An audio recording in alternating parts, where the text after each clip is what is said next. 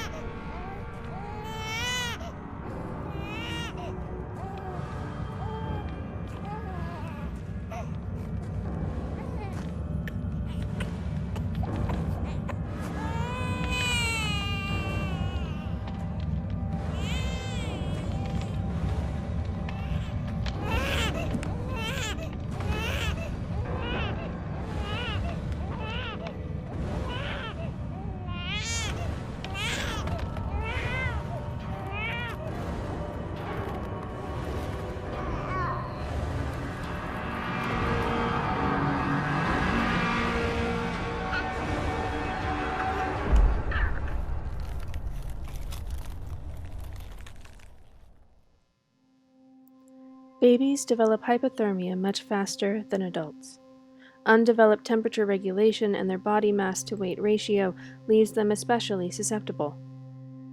They lose body heat even faster when placed on cold surfaces. Hypothermia deprives the brain of oxygen, can stop the heart, and is a leading cause of sudden infant death syndrome. Hypothermia can have lasting consequences for babies. Only a few moments deprived of oxygen can impact vital brain development. This baby was not swaddled properly.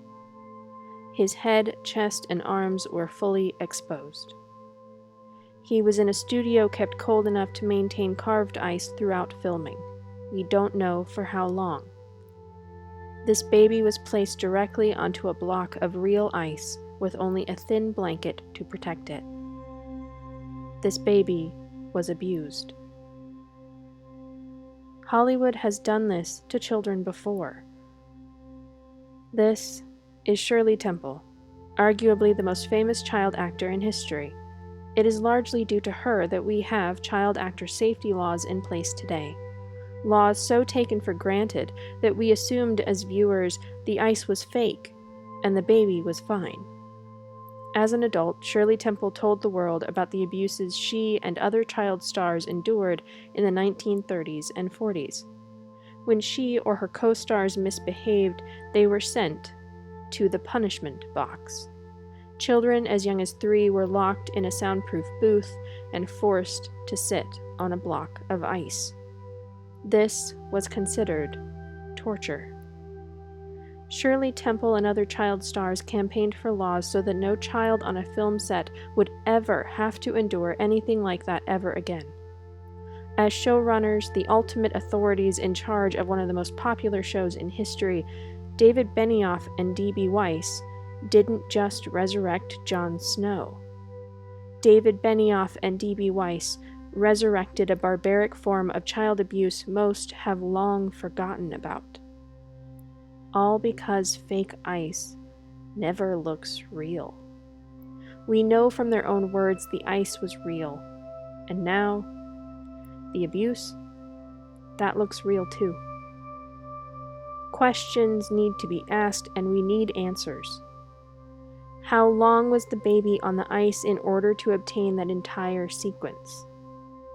How long was the baby on the cold film set, kept cold enough so the ice would not melt? Was the mother allowed on set? I am hesitant to place blame on a mother without knowing the facts. Ultimately, it is Weiss and Benioff who were in charge and made these decisions. Where was this filmed? We need to know that in order to ask, what child labor laws were violated? Next, we need to ask HBO. Did you know Benioff and Weiss planned to use real ice before filming took place? If not, why didn't you have more oversight? And finally, to Netflix. Is this level of professional judgment worthy of your $200 million deal? Please, Netflix, ask yourselves, do you want to be liable for what Benioff and Weiss may do to the next child under their care on your film sets? Because unfortunately, this was not an isolated incident. When the story of their Austin Film Festival panel was first reported, there was some confusion about how this ice incident related to a bizarre obsession with showing a baby's penis on screen. As you will soon hear in their own words, that story is a separate incident, taking place 1 year before the ice block scene, during filming for Season 3, Episode 3, taking place in 2012. Let's hear that story now, in their own words, returning to audio from the Austin Film Festival, recorded October 26, 2019. Time when we were shooting Gilly giving birth, Oh, yeah. and it was very important for the story that, because the boy children got given, the girls stayed at Craster's Keep, if you remember, and the boy children got kind of donated to the White Walkers to be treated thusly. And so it was important that you saw that this was a boy child, and I remember sitting there talking to the director. Oh, we were the directors of that, actually, weren't we? Talking to the director, saying, no, we need to see the baby's penis. We need the baby's penis. And I was saying the word baby's penis. And I looked to my right, and the baby's mom is standing there, as she would be, because there's a baby on set. And we needed to reshoot that scene, or do some pickups from that scene, and the baby's mother opted out because she didn't feel comfortable having the director making loud, overt reference to her baby's penis in front of like 25 people. Game of Thrones is not the first media in history to show a naked baby. And for most people, there's nothing inherently offensive about it. It's just an innocent baby. Clearly, the baby's mother did not object to newborn nudity, as the baby's penis was shown on screen. As Benioff explained, it was the requested reshoots where she stepped away. Benioff called his references loud and overt. I can't help but wonder, just how bad was it? How inappropriate? How crass did David Benioff get? How insistent? Try to put yourself in the mother's shoes. Ask yourself, how bad would your boss have to behave? How grotesque would it have to get before you, a lone woman, would have the courage to tell the most powerful men in the room, no? And by standing up to these men, you would be giving up on a huge paycheck. You would offend a powerful international studio. You would interrupt an incredibly expensive production. And you may even question your ability to book future jobs in the industry. Keep all of that in mind and ask again, just how bad was it? Just like the ice block incident before it, this story of dangerous and inappropriate behavior makes me question the judgment of David Benioff and D.B. Weiss.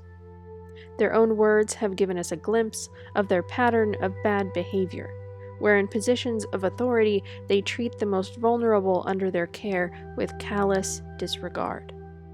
Finally, again, I will ask Netflix, is the judgment of David Benioff and D.B. Weiss worthy of $200 million?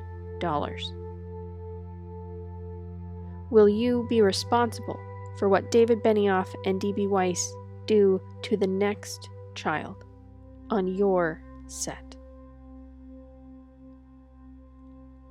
As a Game of Thrones fan, I don't think I can ever look at the show the same way again. This baby deserved better. And, in memory of Shirley Temple and the child stars who came before, I'm asking, please don't let it happen again. Thank you for watching.